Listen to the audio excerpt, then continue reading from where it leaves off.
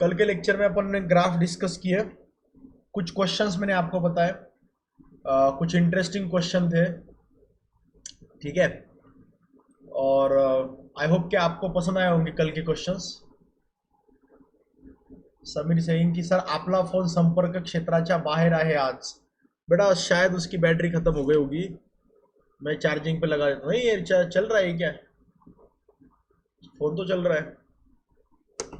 Okay okay चलो भाई, वो कभी कभी नेटवर्क के प्रॉब्लम्स चलते रहते हैं यार, अब क्या करें। अब कितने, तुम तीन ही तो कंपनीज है, कितना चेंज करोगे तुम? ये तो जियो होगा, या वोडाफोन आइडिया होगा, या फिर एयरटेल होगा। तीनों पे प्रॉब्लम चलते हैं, क्या करें। ओके तो लास्ट लेक्चर में कुछ ग्राफ डिस्कस कर रहे थे। आज मैंने आपको वादा किया था कि थोड़े ग्राफ्स के और ज्यादा डिटेल में जाएंगे। ओके देखो, डिस्प्लेसमेंट टाइम ग्राफ जो है, displacement time graph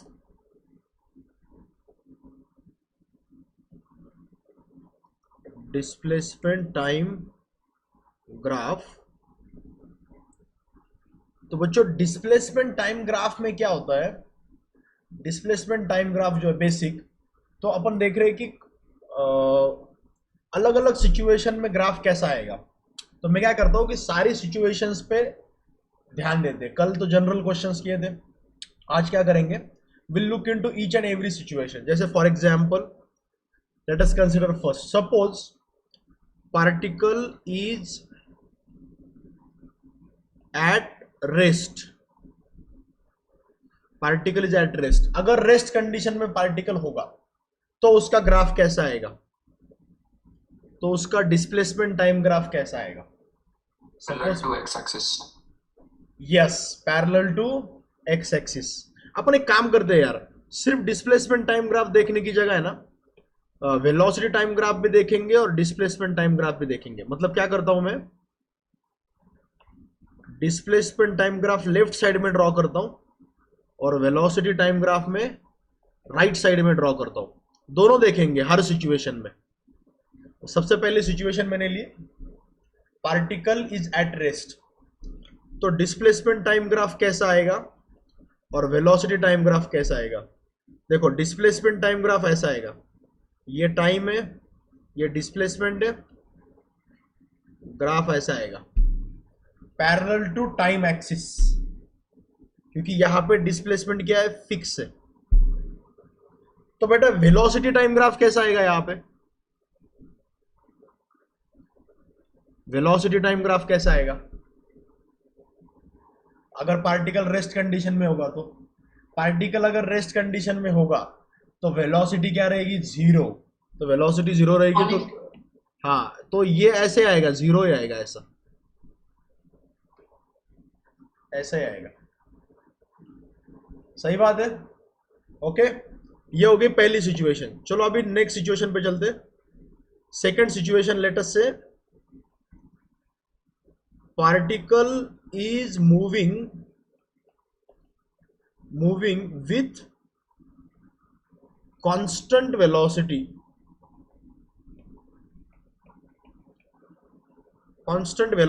u। Particle is moving with constant velocity u। अब इसका डिस्प्लेसमेंट टाइम ग्राफ कैसा आएगा? Straight line with constant slope. Yes, straight line with constant slope. और डिपेंड करेगा कि जो वेलोसिटी है वो वेलोसिटी पॉजिटिव होगी तो स्लोप पॉजिटिव आएगा, अगर वो वेलोसिटी निगेटिव होगी तो निगेटिव स्लोप आएगा, है कि नहीं? और ये भी डिपेंड करेगा कि शुरुआत कहां से होती है। हो सकता है कि शुरुआत निगेटिव डिस्प्लेसमेंट से तो ऐसा ग्राफ आ जाए, हो सकता है कि शुरुआत पॉजिटिव डिस्प्लेसमेंट से तो ग्राफ ऐसा आ जाए, है कि नहीं? तो दोनों टाइप के ग्राफ पॉसिबल है। समझ में आ रहा है आप लोगों को जो मैं बोल रहा हूं? तो यहां पे इक्वेशन आएगा s equal to s naught plus u t, जैसे y is equal to m x plus c होता है ना, सिमिलरली। तो ऐसा आएगा आपका डिस्प्लेसमेंट टाइम ग्राफ। इसका स्लोप क्या है? स्लोप कांस्टेंट है क्योंकि वेलोसिटी कांस्टेंट है। तो सिमिलरली कांस्टेंट वेलोसिटी का वीटी ग्राफ कैसा आएगा, वेलोसिटी टाइम ग्राफ कैसा आएगा, to time axis. Parallel to time axis, क्योंकि Parallel velocity, to time axis. हाँ क्योंकि वेलोसिटी यहाँ पे कांस्टेंट है ना, वेलोसिटी कांस्टेंट है यहाँ पे, हाँ सर. तो ये हो जाएगा ऐसे, वेलोसिटी कांस्टेंट है, और वेलोसिटी कितनी है u, वेलोसिटी अगर पॉजिटिव है तो जीरो के ऊपर आएगा, और अगर वेलोसिटी निगेटिव है तो जीरो के नीचे आएगा। ओके, ये हो गया अगर particle is moving with constant velocity u, constant velocity से अगर जा रहा है तो straight line parallel to time axis. अब अगर पार्टिकल की velocity, particle is moving with constant velocity, right, particle is moving with constant acceleration होगा, तो particle moving with constant positive acceleration, constant positive acceleration, parabola आएगा sir. देखो constant positive acceleration, हाँ सही बोला, पैराबोला आएगा, डिस्प्लेसमेंट टाइम ग्राफ, हाँ displacement time graph में पैराबोला आएगा, डिस्प्लेसमेंट टाइम ऐसा पैराबोला आएगा, ये इनिशियल डिस्प्लेसमेंट है s equal to s naught plus u t plus half a t square, ये इक्वेशन है, सही बात है, तो ये ग्राफ आएगा ऐसे, ये ठीक है। वीटी ग्राफ कैसा आएगा बेटा, v t graph Straight line with constant slope. Correct, straight line with constant slope, और ग्राफ ऐसा आएगा, तो इनिशियल वेलोसिटी u, तो v is equal to u plus a t, ऐसा ग्राफ आएगा, 80, yes. ठीक है, ये v, ये टाइम, और यहाँ पे स्लोप क्या है, स्लोप एक्सेलरेशन है, और एक्सेलरेशन कांस्टेंट है यहाँ पे, और क्योंकि यहाँ पे पॉजिटिव एक्सेलरेशन बोला ना मैंने, पॉजिटिव एक्सेलरेशन, तो पॉजिटिव एक्सेलरेशन बोला इसलिए पॉजिटिव स्लोप है, अगर यही मैं नेगेटिव एक्सेलरेशन बोलता तो particle moving with constant and negative acceleration, अब नेगेटिव एक्सेलरेशन में क्या हो जाएगा,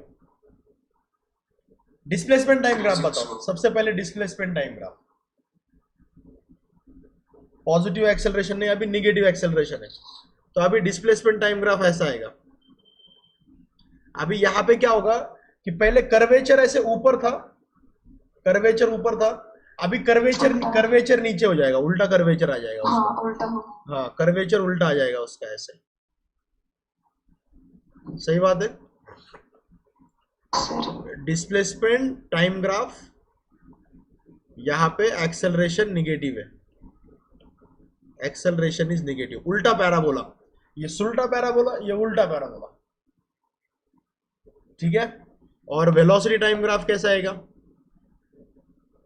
how will be the velocity time graph, इसका वेलोसिटी टाइम नेगेटिव एक्सेलरेशन है, मतलब वेलोसिटी ऐसी कम होती जाएगी ना, तो ग्राफ ऐसा है, ऐसा है, right, v is equal to u minus 80, fourth quadrant, हाँ एक्सेलरेशन निगेटिव है, एक्सेलरेशन निगेटिव है इसलिए, हाँ ओके, तो ये अलग अलग सिचुएशन के ऐसे अलग अलग ग्राफ्स रहते हैं, तो एग्जाम में ऐसा क्वेश्चन आ सकता है कि तुमको क्या करेंगे, सिचुएशन देंगे, बोलेंगे look at this situation and tell us, बताओ कि डिस्प्लेसमेंट टाइम ग्राफ कैसा दिखेगा, बताओ वेलोसिटी टाइम ग्राफ कैसा दिखेगा, कभी कभी तुमको ये भी बोल सकते हैं कि यार ये ऐसा डिस्प्लेसमेंट टाइम ग्राफ है, इसको वेलोसिटी टाइम में चेंज करो, या फिर ये वेलोसिटी टाइम ग्राफ है, इसको डिस्प्लेसमेंट टाइम में चेंज करो, तो इंटरचेंजेबिलिटी भी आती है। तो अपन एक एग्जांपल लेते हैं इस बेसिस पे, ग्राफ कैसे ड्रॉ करना है। Let us take first example, suppose an object is dropped from certain height, suppose an object is dropped from certain height, ठीक है, क्वेश्चन है draw its velocity time graph and displacement time graph. तो इसका velocity time graph draw करो, इसका displacement time graph draw करो। इसको certain height से ड्रॉप कर दिया तो कैन यू डू इट? चलो मैं एक काम करता हूं, आप तो मुझे ग्राफ ड्रॉ करके नहीं दिखा सकते, लेकिन फिर भी मैं आपको 30 सेकंड दे रहा हूं, आप अपने नोटबुक में ड्रॉ करो पहले, फिर अपन क्रॉस चेक करेंगे मैंने ड्रॉ करने के बाद कि आपका करेक्ट है कि नहीं करेक्ट है। ओके चलो भाई,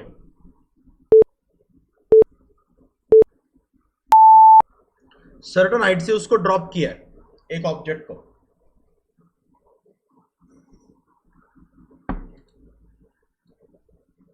An object is dropped from certain height,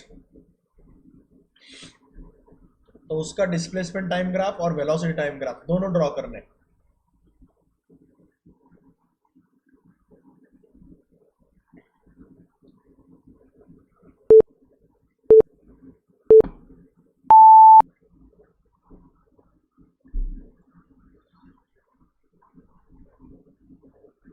देखो 30 सेकंड खत्म हो गए। आई होप कि तुमने दोनों ग्राफ ट्राई किए होंगे। अभी मैं बोलता हूं आप लोगों को, सबसे पहले मैं निकालूंगा वेलोसिटी टाइम ग्राफ। देखो वेलोसिटी टाइम ग्राफ कैसे आएगा, जब आपने उसको ड्रॉप किया तो शुरुआत में उसकी वेलोसिटी कितनी थी? राइट, जीरो, क्योंकि शुरुआत में आपने उसको ड्रॉप किया ना, तो शुरुआत में उसकी वेलोसिटी जीरो थी। स्टेशनरी। हाँ, पहले स्टेशनरी था, और फिर वो नीचे गिरता जाएगा तो उसका एक्सेलरेशन क्या रहेगा? एक्सेलरेशन इंक्रीज होगा। हाँ एक्सेलरेशन कांस्टेंट, एक्सेलरेशन माइनस जी।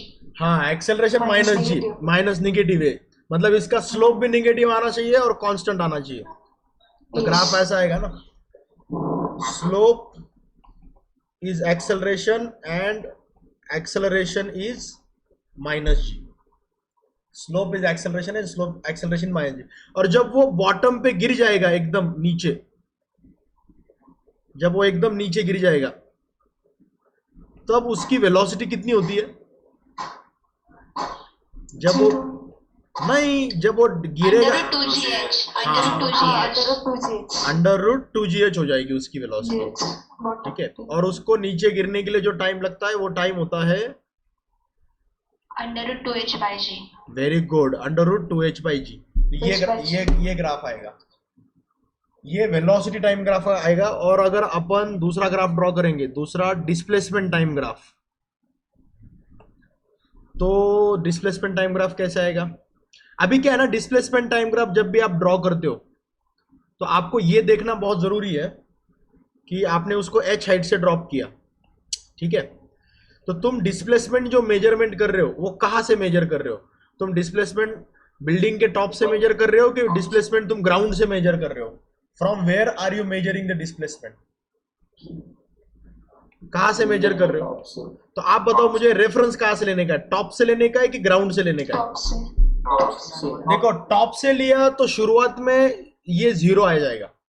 हाँ। और बॉटम से लिया तो शुरुआत में ये h आ जाएगा डिस्प्लेसमेंट। तो अगर तुम ग्राउंड को रेफरेंस लेके चलते हो तो इनिशियल डिस्प्लेसमेंट h है, और अगर तुम बिल्डिंग के टॉप को रेफरेंस लेके चलते हो तो इनिशियल डिस्प्लेसमेंट जीरो है। तो ये चीजों को तुमको ध्यान में रखना पड़ता है कि भाई इनिशियल डिस्प्लेसमेंट क्या लेने का। If you take ground as a reference, if you take ground as reference, तो ग्राउंड को एज अ रेफरेंस अगर तुमने लिया तो इनिशियल डिस्प्लेसमेंट तुम्हारा h आ जाएगा, क्योंकि इनिशियली पार्टिकल यहां पे था। ग्राउंड को अगर रेफरेंस लिया तो इनिशियल डिस्प्लेसमेंट तुम्हारा हो जाएगा h। तो इनिशियल डिस्प्लेसमेंट अगर h हुआ तो ग्राफ शुरू होगा यहां से h से। ठीक है, और फिर निगेटिव एक्सेलरेशन है, निगेटिव एक्सेलरेशन है तो ये ऐसे जाता रहेगा, ऐसे आएगा, और जब वो बॉटम पे गिरेगा तब उसका डिस्प्लेसमेंट हो जाएगा जीरो, क्योंकि ग्राउंड को रेफरेंस लेके, हाँ क्योंकि ग्राउंड को रेफरेंस लेके चल रहे हैं ना। यहाँ पे हो गया जीरो, यहाँ पे हो गया zero. Okay, so this is assuming ground as a reference, assuming ground as a reference. और अगर तुमने ग्राउंड को एज अ रेफरेंस नहीं लिया तुमने बिल्डिंग के टॉप को रेफरेंस लिया, तुमने अगर बिल्डिंग के टॉप को रेफरेंस लिया तो तुम्हारा इनिशियल डिस्प्लेसमेंट 0 होगा और तुम्हारा फाइनल डिस्प्लेसमेंट -h होगा। तो ये ग्राफ बस नीचे शिफ्ट हो जाएगा, मतलब ये ग्राफ कुछ ऐसा आ जाएगा। If top of building is taken as reference, if top of building is usually top of building को हम रेफरेंस के रेफरेंस से लेते नहीं है, अपन ग्राउंड को ही रेफरेंस लेके चलते। लेकिन अगर तुमने ले लिया बिल्डिंग के टॉप को रेफरेंस तो तुम्हारी इनिशियल वेलोसिटी जो होगी, सॉरी इनिशियल डिस्प्लेसमेंट होगा 0 और तुम्हारा डिस्प्लेसमेंट ऐसे नेगेटिव डायरेक्शन में बढ़ता रहेगा।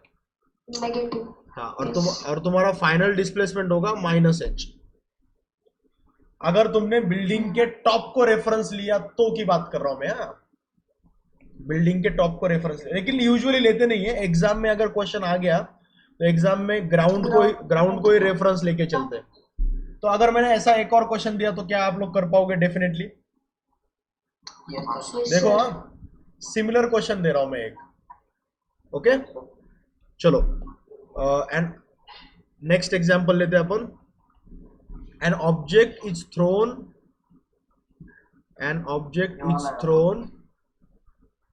vertically upward,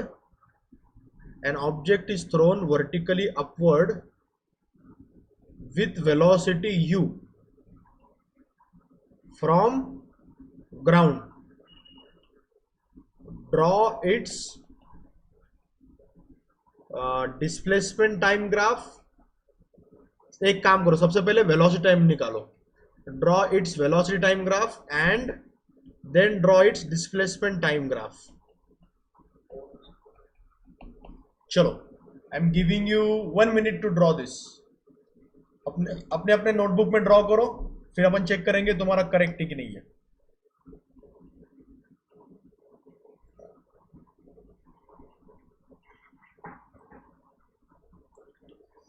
An object is thrown vertically upward with velocity u from ground.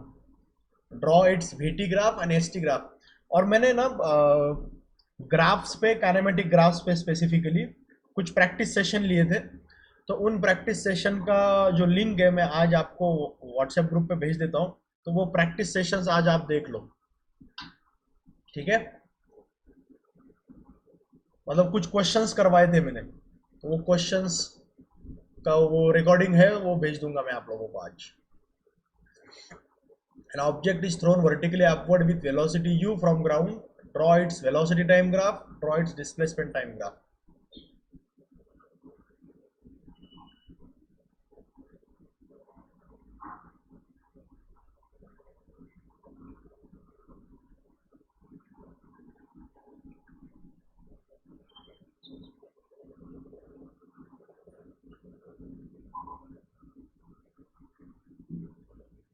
Rucha is asking me, sir वो ऐप पे वीडियो स्पीड में कैसे देखते हैं? बेटा, वो ऐप में स्पीड वगैरह चेंज नहीं होती। वो ऐप में आपको जो स्पीड है उसी से देखना पड़ता है। यूट्यूब पे आप कर सकते हो, लेकिन मुझे ये चीज़ समझ में नहीं आती यार कि आप मतलब वीडियो स्पीड में देख देख के ऐसा कितना टाइम बचा लेते हो। ओके, अब देखो इसका आंसर कैसे आएगा। सबसे पहले अपन वीटी ग्राफ ड्रॉ करेंगे, ठीक है? सबसे पहले वीटी ग्राफ। आपने ऑब्जेक्ट को नीचे से ऊपर फेंका है ना, राइट, ग्राउंड से, तो ऐसे ऊपर जाके ये नीचे गिरेगा ना। तो जब वो टॉप पे जाएगा तब उसकी वेलोसिटी कितनी होगी? 0 होगी। और उसकी इनिशियल वेलोसिटी कितनी है? u। उसकी, हाँ, इनिशियल वेलोसिटी u। और उसकी फाइनल वेलोसिटी कितनी है? 0। Final velocity 0।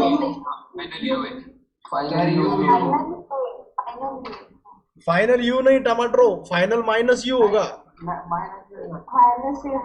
फाइनल -u होगा और इनिशियल +u होगा। तो अगर तुम वीटी ग्राफ ड्रॉ करोगे तो ये वेलोसिटी, ये टाइम, तो उसकी इनिशियल वेलोसिटी है +u, फाइनल वेलोसिटी है -u, और बीच में कहीं तो भी उसकी वेलोसिटी जीरो हो रही है, 0. बीच में कहीं ना कहीं तो उसकी वेलोसिटी जीरो हो रही है, और इसका एक्सेलरेशन जो है वो माइनस जी है। एक्सेलरेशन क्या है इसका? माइनस जी, मतलब निगेटिव स्लोप आएगा। स्लोप कैसा आएगा? वेलोसिटी टाइम ग्राफ का स्लोप, वेलोसिटी, हाँ, निगेटिव स्लोप आएगा। तो ग्राफ ऐसा आएगा ना, ये देखो फाइनल वेलोसिटी उसकी माइनस यू, ये इनिशियल वेलोसिटी, ऐसा ग्राफ आएगा। हाँ. Acceleration is minus g, so that's why slope is minus g।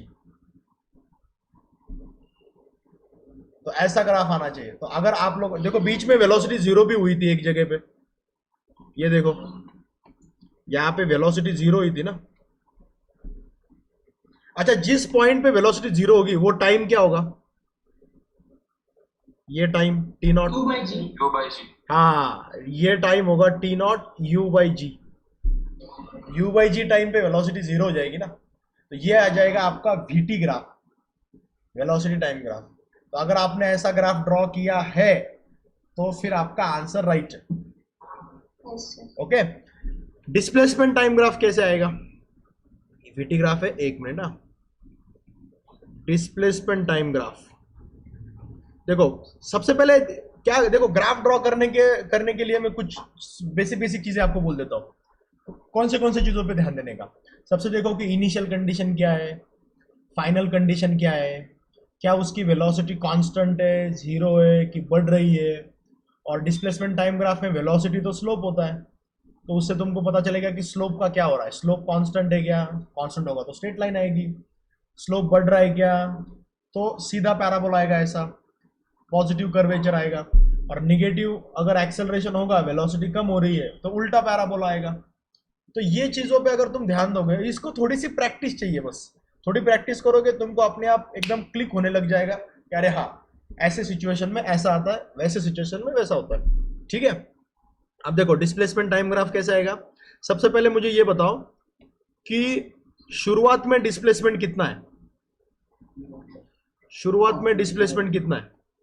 0. What is 0. शुरुआत में डिस्प्लेसमेंट जीरो है ना, और फाइनल में डिस्प्लेसमेंट कितना है? 0. फाइनल में भी by 2g। ओए टमाटर, By 2G. फाइनल डिस्प्लेसमेंट बोल रहा हूं मैं, फाइनल। और वो 0. तो फाइनल 0। वो ऑब्जेक्ट ऊपर जाके नीचे आ रहा है ना, तो शुरुआत भी जीरो पे हुई और एंड भी जीरो पे ही होगा। 0. ऑब्जेक्ट पूरा ऊपर जाके नीचे गिरेगा, तो शुरुआत भी जीरो पे होगी और एंड भी जीरो पे ही होगा। मतलब शुरुआत भी जीरो से होगी और एंड भी जीरो पे होगा। अब जो तुम बोल रहे थे ना यू स्क्वायर बाई जी, वो बीच में कहीं तो भी पार्टिकल टॉप पे पहुंच गया, बीच में कहीं तो भी पार्टिकल टॉप पे पहुंच गया। तो बीच में जो पार्टिकल टॉप पे पहुंचा वो हाइट कितनी है? You square by 2g। 2g। मतलब बीच में कहीं तो भी डिस्प्लेसमेंट उसका होगा, उसका डिस्प्लेसमेंट हो जाएगा h max, which is you square by 2g। ये ऐसा बीच में कहीं ना कहीं इतना डिस्प्लेसमेंट हो जाएगा। ठीक है, बात पक्की है। और वो टाइम क्या होगा? Which will be that time? ये टाइम क्या होगा? u बाई जी ना, हाँ, वो टॉप पे पहुंचता है u बाई जी टाइम पे। अब इसका जो ग्राफ है, क्योंकि इसका एक्सेलरेशन जो है, एक्सेलरेशन इज माइनस जी, क्योंकि एक्सेलरेशन डाउनवर्ड है, तो पैराबोला का कर्वेचर जो होगा उल्टा पैराबोला आएगा ना, उल्टा पैराबोला आएगा। अब आप ही बताओ, आपके पास इनिशियल पॉइंट है, आपके पास फाइनल पॉइंट है, आपके पास इन बिटवीन का भी एक पॉइंट है, तो यार पैराबोला तो ऐसा ही आएगा ना।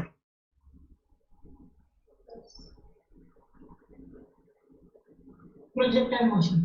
ओए टमाटर, प्रोजेक्टाइल मोशन मतलब ठीक है, प्रोजेक्टाइल मोशन जैसा दिख रहा है, लेकिन ये डिस्प्लेसमेंट टाइम ग्राफ है। वो प्रोजेक्टाइल मोशन में y और x होता है, हाइट एंड ग्राउंड, तो वो अलग है। ठीक है, डू नॉट कंफ्यूज। हाँ, सिमिलर लग रहा है, ये पैराबोला है, ये पैराबोला है। ओके आदित्य, मला ते पॅराबोला कसा घ्यायचा तेच समजत नाही, असं एकाचं म्हणणं आहे। बेटा मी सांगतोय ना तुला पॅराबोला कसा घ्यायचा, सिंपल आहे बघ। डिस्प्लेसमेंट टाइम ग्राफ मध्ये मी तुला एक सिंपल रूल ऑफ थंब सांगतो. डिस्प्लेसमेंट टाइम ग्राफ मध्ये जर ऍक्सेलरेशन पॉझिटिव्ह असेल तर सुलटा पॅराबोला येतो, म्हणजे पॉझिटिव्ह ऍक्सेलरेशन. आणि डिस्प्लेसमेंट टाइम ग्राफ मध्ये निगेटिव्ह ऍक्सेलरेशन असेल तर उलटा पॅराबोला येतो, निगेटिव्ह असं येतं. आणि जर तुम्हाला इनिशियल पॉइंट आणि फायनल पॉइंट जर माहित नाहीये, तुम्ही ग्राफ कसा ड्रॉ करणार रे? तर तुम्हाला इनिशियल पॉइंट फाइनल पॉइंट माहित पाहिजे. मी तर तुम्हाला हे सांगेल, मैं तो आपको ये कहूंगा कि आप मैक्सिमम जितने पॉइंट्स आप फाइंड कर सकते हो उतने पहले फाइंड कर लो ना, कि इनिशियली पार्टिकल कहाँ पे था, फाइनली पार्टिकल कहाँ पे होगा, इन बिटवीन पार्टिकल कहाँ पे होगा. और एक्सेलरेशन और वेलोसिटी के वैल्यू से ये पता चलता है कि कर्वेचर कैसा आएगा. हाँ बेटा, यू आर सेइंग समथिंग.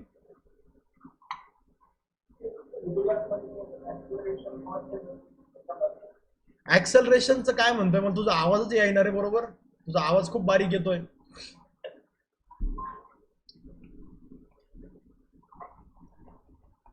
चलो नेक्स्ट एग्जाम्पल पे. अभी मैं क्वेश्चन को थोड़ा सा और ट्विस्ट करता हूँ. Let me make it a little bit more. हाँ बेटा, ऍक्सेलरेशन कॉन्स्टंट नसेल तर मग कसा ग्राफ होईल? ऍक्सेलरेशन जर मग तो आय थिंक तो हायपरबोला येईल. ऍक्सेलरेशन जर कॉन्स्टंट नसेल ना, मग तो पॅराबोला नाही येणार, तो हायपरबोला येईल.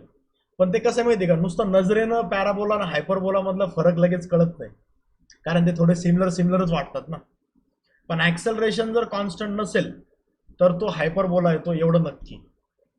ठीक है. आता जनरली मतलब अपन उतने डिफिकल्ट लेवल पे जाते नहीं है कि एक्सेलरेशन भी कांस्टेंट नहीं है. मतलब ऐसा होता है, ऐसा नहीं है कि एक्सेलरेशन कांस्टेंट नहीं है, ऐसे ग्राफ्स आएंगे नहीं, आगे चल के आएंगे ग्राफ्स. ठीक है. अक्षय इज सेइंग कि आप क्वेश्चन पूछने के बाद और आंसर देने के बाद प्लीज म्यूट कर लो बच्चों, वो बैकग्राउंड में नॉइज सुनाई देता है ना. तो आप जब भी क्वेश्चन आंसर बोलते हो तो उसके बाद म्यूट कर लिया करो. ओके, खुद ब खुद. तो मैं ये बोल रहा था कि एक्सेलरेशन कांस्टेंट नहीं है, ऐसी सिचुएशंस आगे जाके आएगी स्पेसिफिक, लेकिन ऐसी सिचुएशंस काफी अनकॉमन होती है.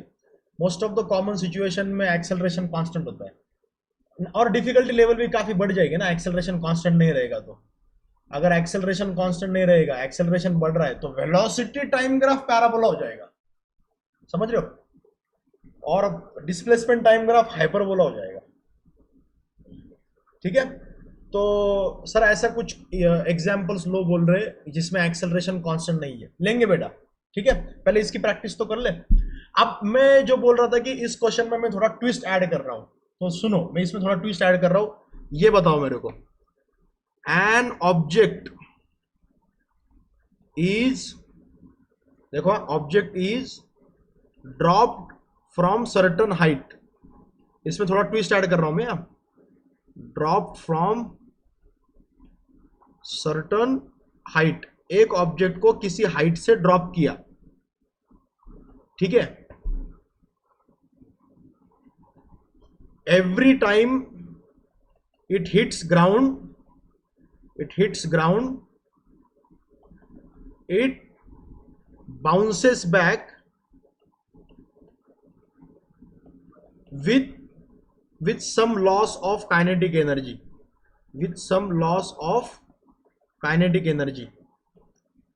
draw its velocity time graph. है कि नहीं इंटरेस्टिंग क्वेश्चन. अभी ये एक चीज को आपने ऊपर से ड्रॉप किया और हर बार वो क्या करता है, बाउंस बैक करता है, वापस बाउंस होता है. ठीक है. तो आपने एक चीज को ड्रॉप किया ऊपर से h हाइट से,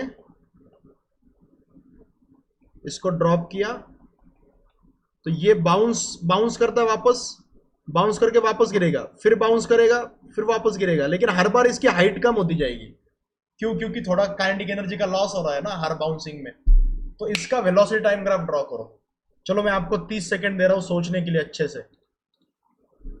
सर फाइनल में 0 हो जाएगा ना? हाँ, फाइनल वेलोसिटी 0 आ जाएगी, सही बात है, फाइनल 0 हो जाएगी, लेकिन तब तक ग्राफ कैसे आएगा?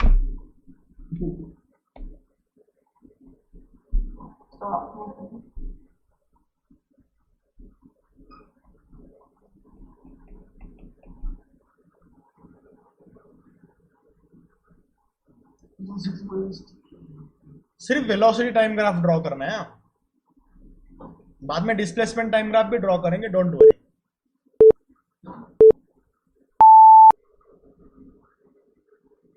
चलो ड्रॉ कर लिया, सोच लिया। अभी देखो बहुत इंटरेस्टिंग क्वेश्चन है ये।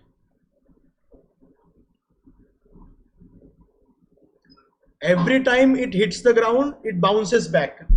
हर बार वो ग्राउंड को हिट करता है तो वो बाउंस करता है, लेकिन जब बाउंस करेगा तो थोड़ा काइनेटिक एनर्जी का लॉस बोल रहे हैं यहाँ पे, लॉस ऑफ काइनेटिक एनर्जी। तो थोड़ा काइनेटिक एनर्जी का लॉस होगा मतलब वेलोसिटी थोड़ी सी कम हो जाएगी। अब देखो ग्राफ ऐसा आ जाएगा, डिस्प्लेसमेंट टाइम ग्राफ। ये आपका डिस्प्लेसमेंट है, ये आपका टाइम है। शुरुआत तो होगी भाई h से, क्योंकि शुरुआत में डिस्प्लेसमेंट है h, ग्राउंड को रेफरेंस लेके चल रहे हैं अपन ना। बीच में वेलोसिटी हो जाएगी 0, और फिर ग्राउंड पे वापस, ग्राउंड पे जब गिरेगा तब उसकी वेलोसिटी हो जाएगी निगेटिव। सॉरी क्या बोल रहा हूं मैं? अरे मैंने गलत ड्रॉ कर लिया क्या? हाँ सर। अरे डिस्प्लेसमेंट टाइम ग्राफ नहीं, सॉरी आपको वेलोसिटी टाइम ग्राफ निकाल। अरे क्या कर रहा हूं यार मैं, सब गड़बड़ कर दिया मैंने। Okay, velocity time graph draw करने का है अपने को, और इनिशियल वेलोसिटी इसकी 0 है ना। इनिशियल वेलोसिटी क्या है इसकी? 0 है। सॉरी मैंने मिस्टेक कर दी, मैं डिस्प्लेसमेंट टाइम निकालने चला गया था। वेलोसिटी टाइम ग्राफ ड्रॉ करने का है। इनिशियल ना फाइनल नहीं होगा। अरे रुको मेरे को एक्सप्लेन करने दो, स्टेप बाय स्टेप। सबसे पहले उसकी इनिशियल वेलोसिटी 0 है, ठीक है। सबसे पहले तो उसकी इनिशियल वेलोसिटी 0 है, ठीक है। अब जैसे वो नीचे गिरता जाएगा उसकी वेलोसिटी निगेटिव में बढ़ती जाएगी, तो उसकी वेलोसिटी निगेटिव में बढ़ती जाएगी, तो निगेटिव में ऐसे जाएगी। और जब वो ग्राउंड पे गिरेगा तब उसकी वेलोसिटी कंप्लीटली निगेटिव हो चुकी है, तब उसकी वेलोसिटी कंप्लीटली निगेटिव हो चुकी है। ये देखो -v, कंप्लीटली निगेटिव हो चुकी है उसकी वेलोसिटी, जब वो नीचे गिरेगा तब, ठीक है। अब जब नीचे गिरेगा तो वापस बाउंस होगा ना। अब जब वो बाउंस करेगा, व्हेन इट विल बाउंस, तो बाउंस करेगा तो उसकी वेलोसिटी सडनली क्या हो गई? पॉजिटिव हो गई ना। बाउंस करने से क्या हो गया? सडनली उसकी वेलोसिटी क्या हो गई? पॉजिटिव हो गई सडनली। लेकिन जो पॉजिटिव होगी वेलोसिटी, वो जो वेलोसिटी होगी वो ये निगेटिव वेलोसिटी के मैग्नीट्यूड से वो मैग्नीट्यूड कम होगा। अब फिर से वो क्या करेगा? फिर से अब वो ऊपर जाके फिर नीचे गिरेगा। फिर से वो क्या करेगा? ऊपर जाएगा, ऊपर जाके फिर नीचे गिरेगा। तो अब उसका वेलोसिटी का ग्राफ ऐसा आएगा। लेकिन इस बार वेलोसिटी थोड़ी सी कम है, देख लो। फिर से बाउंस करेगा, फिर से कम वेलोसिटी होगी, फिर से ग्राफ ऐसा आएगा, देख रहे हो। फिर से ऊपर जाके नीचे गिरेगा, ऊपर जाके नीचे गिरने का ग्राफ तो अपन ने ड्रॉ किया था ना, वो ऐसा आ जाएगा। फिर से बाउंस करेगा ऊपर, फिर पॉजिटिव वेलोसिटी, फिर नीचे, फिर बाउंस करेगा ऊपर, फिर नीचे, ऐसा इन्फिनिटी तक चलता रहेगा। समझ रहे हो क्या? जब तक उसकी वेलोसिटी 0 होती नहीं है तब तक ऐसा चलता रहेगा। ऐसा ग्राफ आएगा।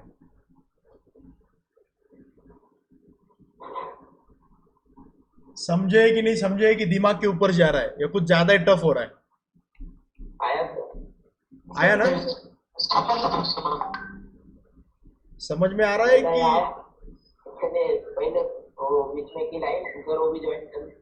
ये जो वेलोसिटी पॉजिटिव है ना, ये बाउंस की वजह से हुए, ये समझो। यहां पे क्या हुआ? वो बाउंस हुआ, इसलिए सडनली उसकी वेलोसिटी क्या हो गई? Suddenly velocity becomes positive. Suddenly उसकी वेलोसिटी पॉजिटिव हो गई ना। पॉजिटिव।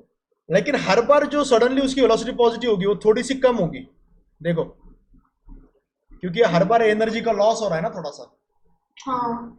है कि नहीं? क्या बोल रहे हो बेटा? ते माझ्याकडनं जर पॉझिटिव्ह मध्ये घ्यायचं तर मी निगेटिव्ह मध्ये थोडं वर घेतलं पॉझिटिव्ह समजून. नहीं, डायरेक्ट पॉजिटिव टाइम एक्सिसच्या वरच जाईल ना डायरेक्ट. और बीच में देखो जब टॉप पे जाता है तब वेलोसिटी जीरो होती है. अब इसी में अगर तुम डिस्प्लेसमेंट टाइम ग्राफ ड्रॉ करने गए तो डिस्प्लेसमेंट टाइम ग्राफ कैसे आएगा?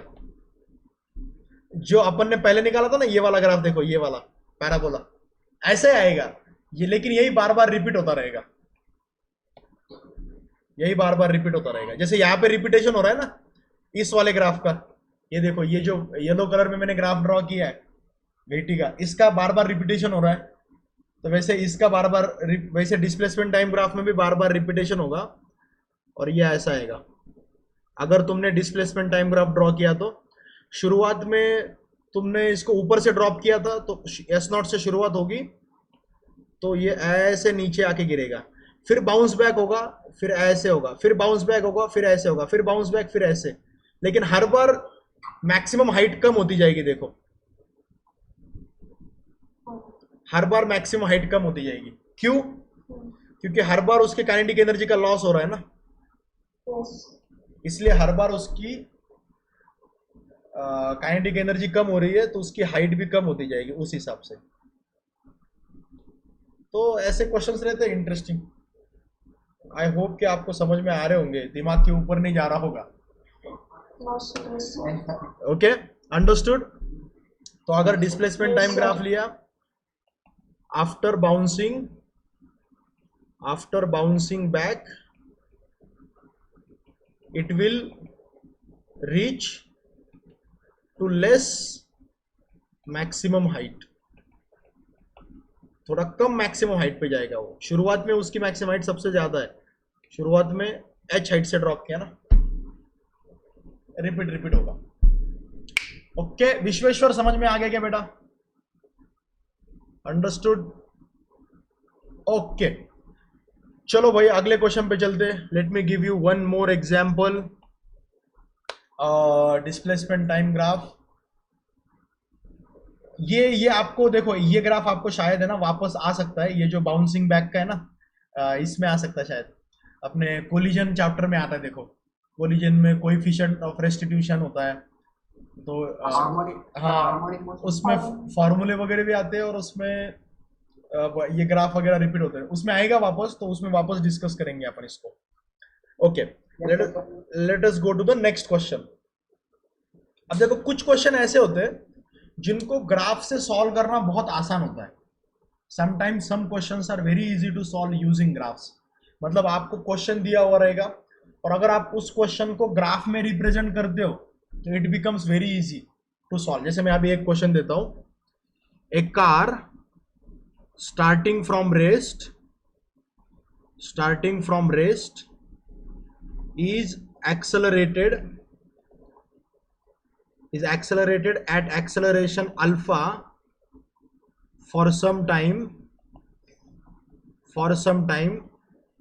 and then brakes are applied to bring it to rest at retardation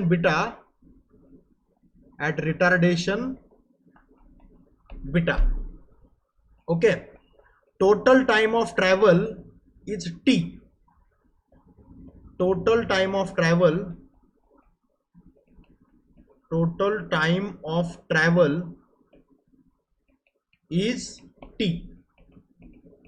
Find the maximum velocity attained by it and also the total distance covered.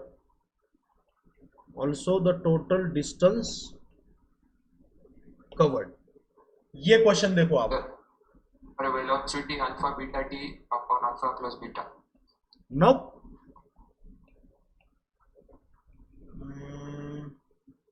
May be ये question पहिले केलेला आहे काय तू? इतक्या फटाक्यानं answer दिलं.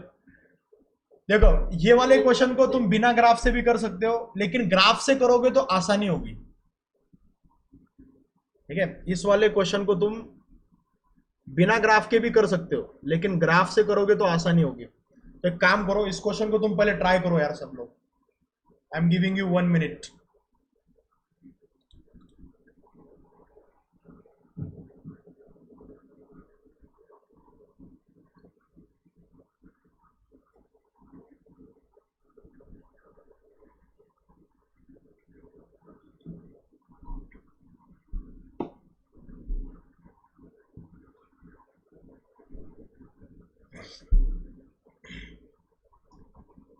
Car is starting from rest, और मैं आपको हिंट देता हूं, आप इसका वीटी ग्राफ ड्रॉ करो, आपको इजी पड़ेगा।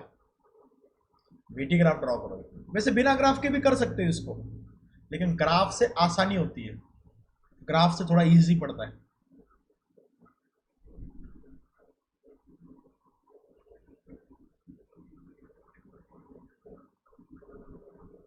ओंकार इज सेइंग वो डिस्प्लेसमेंट टाइम ग्राफ की स्लाइड फिर से दिखाओ।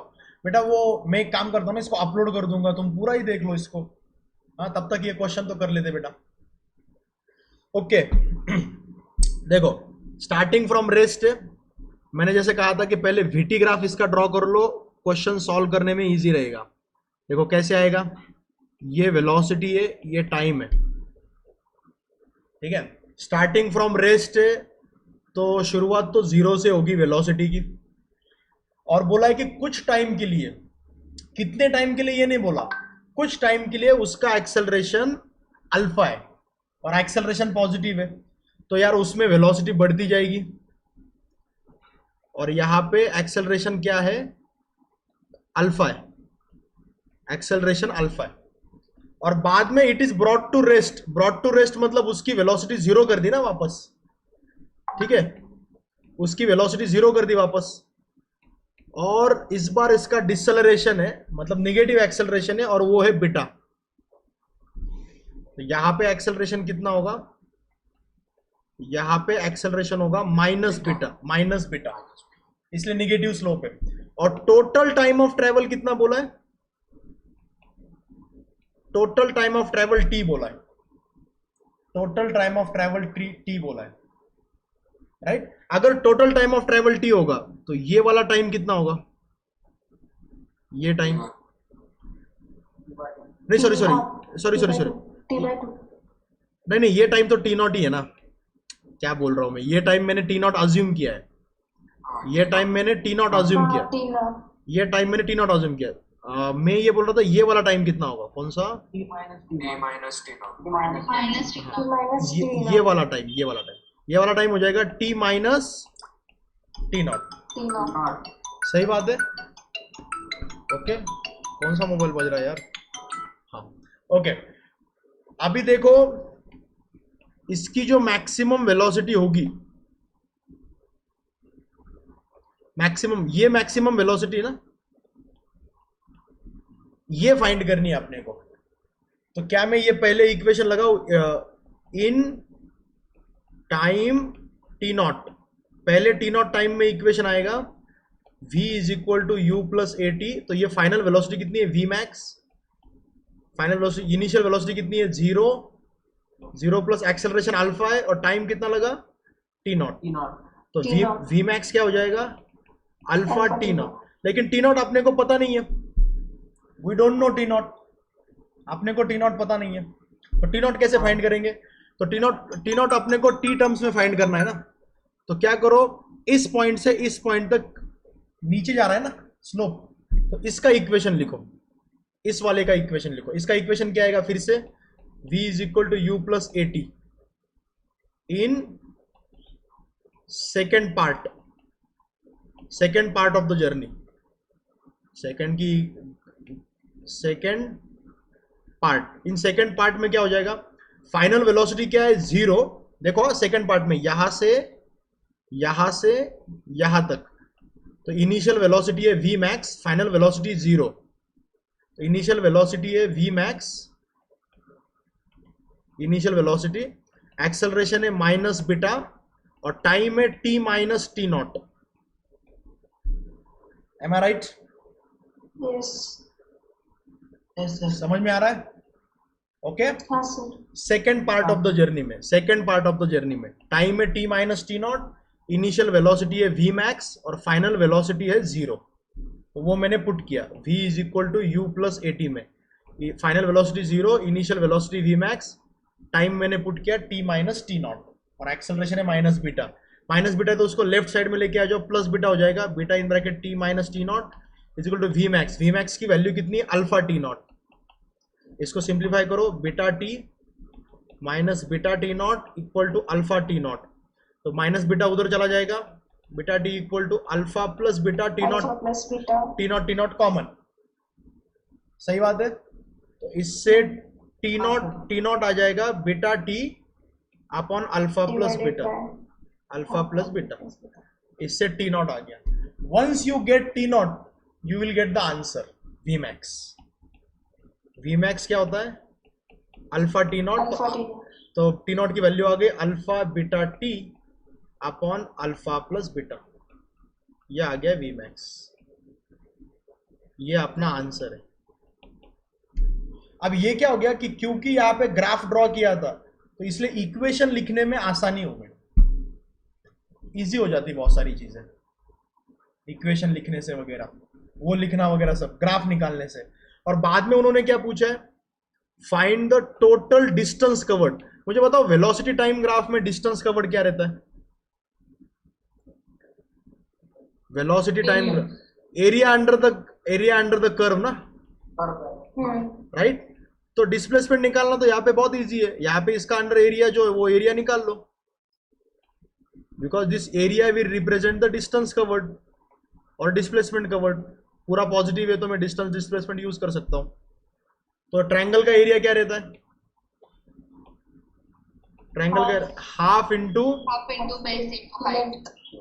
बेस कितना इसका t और हाइट कितनी इसकी v मैक्स, तो ये जाएगा half into t, v max is alpha beta t upon alpha plus beta, तो इसलिए डिस्टेंस कवर्ड आ गया half into alpha beta t square upon alpha plus beta. ये आपने सेकंड क्वेश्चन का आंसर आ गया डायरेक्ट एरिया निकालने से, तो इजी हो गया ना थोड़ा सा. इसको सिर्फ इक्वेशन से भी तुम कर सकते हो बिना ग्राफ ड्रॉ करे, लेकिन फिर तुमको टाइम लग जाएगा ग्रास्पिंग में, सॉल्व करने में. ग्राफ निकालने से क्या हो जाता है, बहुत सी चीजें इजी हो जाती है, तो ये ग्राफ यहाँ पे यूजफुल रहता है. ठीक है, तो बच्चों एक काम करेंगे, आज अपन यहीं पे रुकेंगे, कल अपन और क्वेश्चंस करेंगे, और मैं आज आपको वो जो ग्राफ्स का जो प्रैक्टिस सेशन है उसकी लिंक भेज देता हूँ, वो प्रैक्टिस सेशंस आप देख लो. कल अपन कन्वर्जन के बारे में भी डिस्कस करेंगे कि एक्सेलरेशन टाइम को वीटी में, वीटी को एसटी में कन्वर्जन कैसे करने का. ठीक है, ओके. ऋषिकेश बोल रहा है कि रिजल्ट आज ही है कंफर्म, एनटीए ने ट्वीट किया है, तो बहुत अच्छी बात है.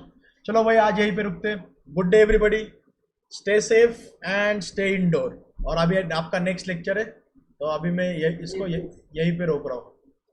ओके, चलो.